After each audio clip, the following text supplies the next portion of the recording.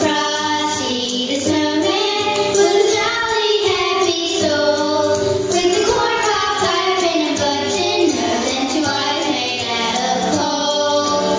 Frosty the Snowman is a fairy tale, they say. He was made of snow, but the children know how he came to life one day.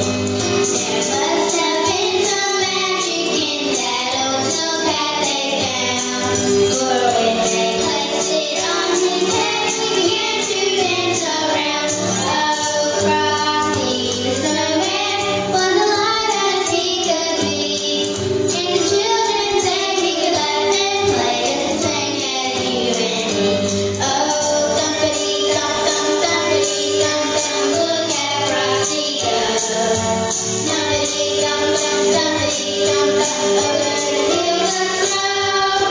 Frosty the Snowman said the sun was hot that day, so he said, let's run and we'll have some fun now before I melt away.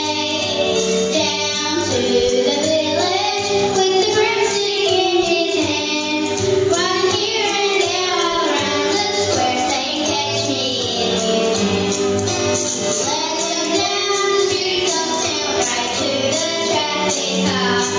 He only paused a moment when he heard them holler, stop!